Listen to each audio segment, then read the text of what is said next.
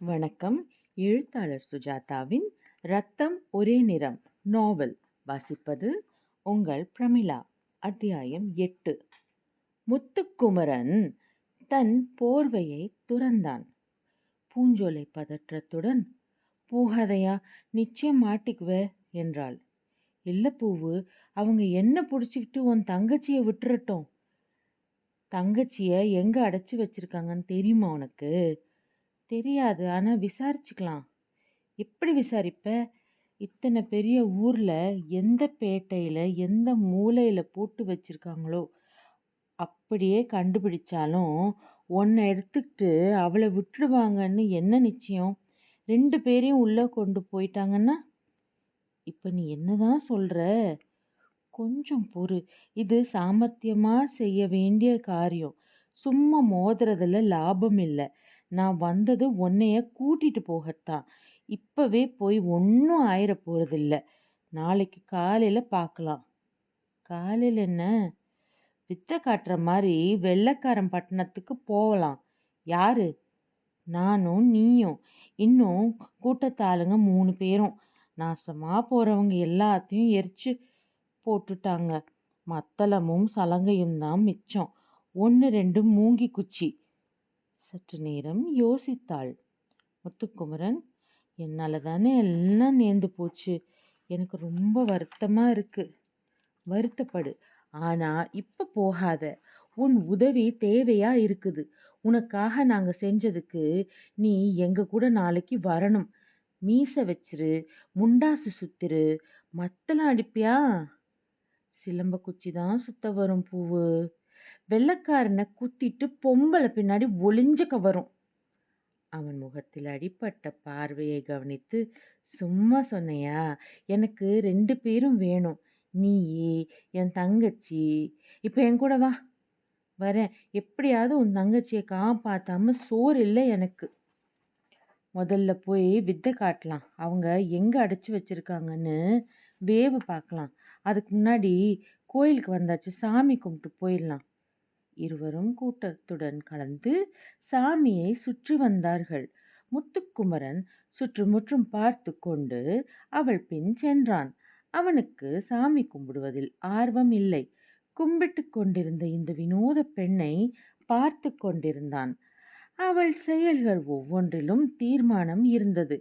இதோ கண்ணை மூடிக்கொண்டு உதட்டசைவிலே சாமியை என்னவோ கேட்கிறாள். எந்தவித நிலைமையையும் அவளுக்கு சமாளிப்பதில் சிரமம் இருக்காது என்று தோன்றியது. நாளைக்கு எப்படியோ ஆடிப்பாடி தங்க இருக்கும் இடத்தை கண்டுபிடித்து விடுவாள். "பூஞ்சோலை, நீ ஆம்பளையா பிறந்திருக்க வேண்டியவ." "சும்மா இரியா, சாமி கிட்ட பேசிக்கிட்டு இருக்கேன்." வெளியே நடக்கும்போது, "என்ன கேட்ட சாமிய?" என்றான். "சாமி, இந்த ஆளுக்கு வெள்ளைக்காரனை மறந்து போற புத்திய கொடு. இந்தால காப்பாத்து. என் தங்கச்சிய காப்பாத்து. அப்படி செஞ்சா என் வெள்ளி நகைய கொண்டாந்து உனக்கு போட்டு போடுறேன். முடி எடுத்துக்கிறேன். பிரகாரத்துல உருள்றேன்னு." பூஞ்சோலை கண் ஓரக் கண்ணீரை அவசரமாக துடைத்து கொண்டாள். வெளியே கருப்பு பட்டணத்தில் கடை கதவுகள் பட்டென்று அடைக்கப்பட்டன. பீதி பரவியிருந்தது. எதிரே குதிரைக்காரர்கள் மெதுவாக வருகிறவர்களை எல்லாம் கூப்பிட்டு உற்று பார்த்து அனுப்பி கொண்டிருந்தார்கள். பூஞ்சோலை உடனே, "வாயா, திரும்பி போயிடலாம்" என்று அவனை கைப்பிடித்து இழுத்து ஒரு சந்துக்குள் நுழைந்தாள். சந்தின் எதிர்பக்கத்திலும் சிப்பாய்கள் தெரிந்தார்கள். "என்னடா அது ரோதனையா போச்சு" என்று சட்டென்று ஒரு வீட்டின் நுழைவாசலை தட்டினாள். சற்று நேரத்தில், "யாரு?" என்று குரல் கேட்டது. "நான் தான், பூஞ்சோலை." கதவு திறந்து அவளை பார்த்ததும், "ஒன்னும் போடுறதில்ல, போ போ" என்றான் ஒரு 30 வயதுக்கார வியாபாரி. பூஞ்சோலை அவனை பார்த்து வசீகரமாக சிரித்து தன் மார்புக்குள்ளிருந்து வாசனையாக எதையோ எடுத்து, "ஐயா, இத மூந்து பாருங்க" என்று அவன் மூக்கில் வைத்தாள். அவன் சற்று பின்வாங்க, "உங்க பேரு?" "உங்க கண்ணுல மச்சம் இருக்கு. புதன் சூரியனுக்கு முன்பாவத்துல இருக்காருன்னு அர்த்தம். நல்ல சோசியம் பார்ப்பன். அதாருங்க, சம்சாரங்களா?" ஜோசியம் எதுவும் வேண்டாம் போம்மா. அப்படி சொல்லாதீங்க. வந்த மகாலட்சுமிய விரட்டாதீங்க. லக்கினாதிபதியா, சப்தமாதிபதியா, பாவதிருஷ்டியா, சுபதிருஷ்டியான்னு பார்த்து சொல்லி போடுவோங்க. உங்க மூக்கு நீட்டமா இருக்குது. அம்மா பண்டிதருங்க, சமர்த்துங்க, ஆசாரம் உள்ளவங்க, வெளத்தவங்க. லக்கினாபதி 2லயும் ரெண்டாம் அதிபதி லக்கினத்திலும் இருக்காங்க. இங்கிட்டு வேணா இருந்துட்டு போகட்டும். இப்ப நீ போறியா இல்லையா? சோசியம் வேண்டாங்களா? வேண்டாம் வேண்டாம். அப்ப காலனா காசாவது கொடுங்க. அதுவும் கிடையாது. அப்போ ஒரு தண்ணி. அம்மா மகாலட்சுமி, போனா போகுது, தண்ணி கொடுங்க. மராசி என்று அந்த கதவை சற்றே சாத்தி உள்ளே உட்கார்ந்தாள். வாயா, ஒதுங்கியா. கொண்டு வந்த தண்ணீரை மெல்ல குடிக்கும்போது குதிரைக்காரர்கள் கடப்பதை சன்னல் வழியாக பார்த்தாள். அவர்கள் சென்று மறைந்ததும், நான் வாரம்மா, மவராசியா இருப்பம்மா. அப்புறம் பகல் வேளையில வா பொண்ணு, எனக்கு சாதகம் பார்த்து பலன் சொல்லு. ஆவட்டும்மா, வாயா என்று உற்சாகமாக புறப்பட்டாள். வெளியே இருவரும் நடக்க ஆரம்பிப்பதற்கு முன் முத்துக்குமரன் நின்று நிதானமாக, உனக்கு தெரியாதது ஏதும் உண்டா? பார்த்துக்கிட்டே இரு. நாளைக்கு கோழி முட்டையை வச்சுக்கிட்டு ஒரு ஆட்டம் காட்டுறோம் பாரு. என்ன செய்யறது? நீ ஆனா நொண்டிக்கிட்டு வர. பார்த்த உடனே பிடிச்சி போட்டுருவாங்க. எங்கேயாவது கொஞ்ச நேரத்துக்கு ஒளிஞ்சாகணும். சோசியம் இருக்கவே இருக்கு. இப்ப எங்க போறோம்? நம்ம கூட்டத்துக்கு தான். மரத்தடியில மறுபடியும் கூடாரம் போட்டுட்டோம். நாங்கெல்லாம் கரையாங்கையா, லேசில் எரிக்க முடியாது. அந்த ராக்கன் பையில கூட்டத்தை விட்டு தள்ளி போறோம். உன்னை அவன்தான் காட்டி கொடுத்தான். ஏன் அப்படி செஞ்சான்? என் மேல ஆசையினாலயாம் என்று சிரித்தாள். அப்ப அவனை மன்னிச்சிட வேண்டியதுதான். உன் மேல ஆசை வச்சா ஒரு ஆளுக்கு பைத்தியமே பிடிச்சிரும். ஏன் அப்படி சொல்ற? உன்னை பார்க்க பார்க்க எனக்கு ஆச்சரியம் குறையல. நீ ஒரு பூஞ்சோலை இல்லை. உனக்குள்ள எத்தனை பூஞ்சோலை இருக்குது. ஒவ்வொன்னா வெளியே வந்துக்கிட்டே இருக்கே. இன்னும் பாரு, நம்பிக்கையை விடமாட்டேன். அதான் என்கிட்ட. இப்ப சிவகாமியை கூட்டிட்டு போயிட்டாங்கல்ல. கொஞ்ச நேரம் ஒன்றும் புரியாம அழுதேன். அவ்வளோதான். அதுக்கப்புறம் வைராகியம் வந்துருச்சு. எப்படியாவது காப்பாத்திடணும்னு. சாமி எங்கேயாவது ஒரு வழி வச்சிருப்பாரு. மறுபடி மைதானத்துக்கு வந்தபோது முத்துக்குமரன் எரிந்த கூடாரங்களை பார்த்து கண்ணீர் விட்டான். அதே சமயம் சுறுசுறுப்பாக உற்சாகமாக அவர்கள் பக்கத்திலேயே மறுபடி கம்பங்களை நட்டு நிமிர்த்தி கொண்டிருப்பதையும் பார்த்தான். அவர்களுக்கு உதவி செய்ய சேர்ந்து கொண்டான். என்ன பூவு, மறுபடியும் இவனை கூட்டியான்ட்ட? பட்டது பத்தாதா? பூஞ்சோலை கவனிக்காமல், எங்க ராக்கன் என்றாள். மரத்துல கட்டி வச்சிருக்கோம். நாளை கூட்டத்தில தான் தீர்மானிக்க போறோம். அவனை விட்டுரு. நாளைக்கு அவனை வச்சுத்தான் சிவகாமியை மீட்டு கொண்டாடணும். எங்க அவன்? நான் போய் பேசிட்டு வரேன். வா என் ஆலப்பக்கம். சிவகாமிக்கு புரியவில்லை. அந்த சிப்பாய் அவளை குதிரை மேல் ஏற்றி அழைத்து செல்லும் போது அவன் அவளை தப்பாக தொட்டபோது அவனை கடித்தாள். பயமாக இருந்தது. அவன் புரியாத பாஷையில் அவளை திட்டினதும், அவளை பற்றி அந்த 2 பேருக்கும் சண்டை வந்ததும், ராத்திரி போகிற வழியில் அவர்கள் மைதானத்தில் நிறுத்தினதும், மற்றவர்களை போக சொல்லிவிட்டு 2 பேர் நிலா வெளிச்சத்தில் அவளை ஒருத்தன் பிடித்து கொள்ள, மற்றவன் அவள் இடுப்பை பிடித்ததும், சிவகாமி ஒரு வித்தைக்காரியின் திறமையுடன் நெளிந்து திருகி உதைத்து கடித்து அவன் அவளை அடிக்க முயற்சித்த போதெல்லாம் தப்பித்து கொண்டு அவனுக்கு மிகுந்த ஆயாசமும் கோபமும் ஏற்பட செய்ததும் அவளுக்கு சற்று சிரிப்பாக கூட இருந்தது. குதிரைக்காரர்களால் அவளை சமாளிக்க முடியாமல், ரொம்ப டக்ரார் பண்ற பொண்ணு நீ, ராத்திரி பாரெக்ஸ் பார்த்துக்கிறோம் என்று அவளை மறுபடி குதிரை மேல் அழைத்து செல்லும் போது அவன் ஒவ்வொரு முறை முயற்சித்த போதும் கையை பிடுங்கி பிடுங்கி தூர எறிந்தாள்.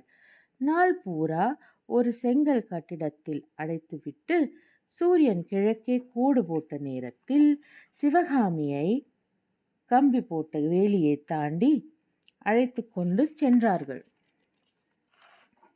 மாமரத்தடியில் நிறுத்தி ஒருத்தன் அவளை பிடித்து கொண்டிருக்க, மற்றவன் எதிரே தாழ்வாக இருந்த கட்டிடத்தின் கதவை தட்ட, திறந்த கதவுடன் கொஞ்சம் பேசிக் கொண்டிருந்து விட்டு அங்கிருந்து கையை அசைத்து அவளை கூட்டி வர சொல்வதை கவனித்தாள்.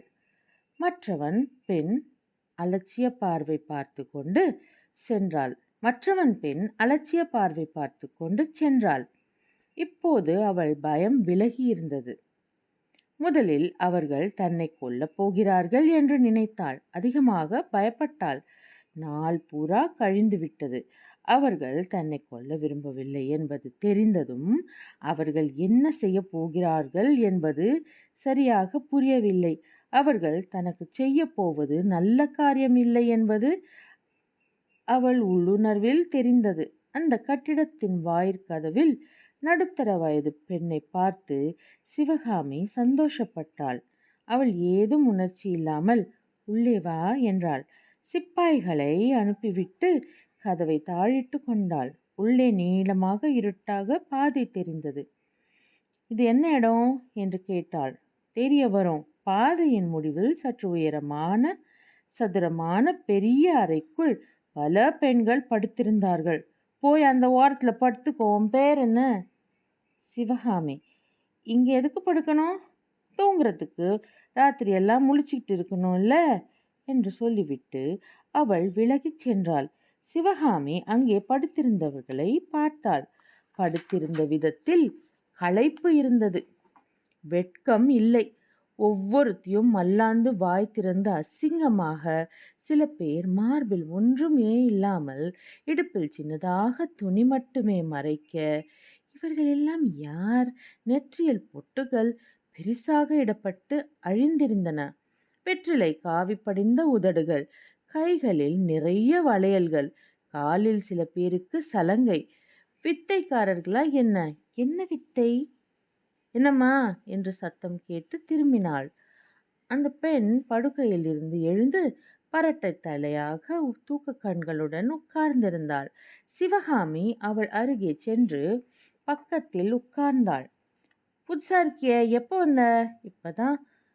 இங்க என்ன நடக்குது? தெரியாதா? தெரியாது.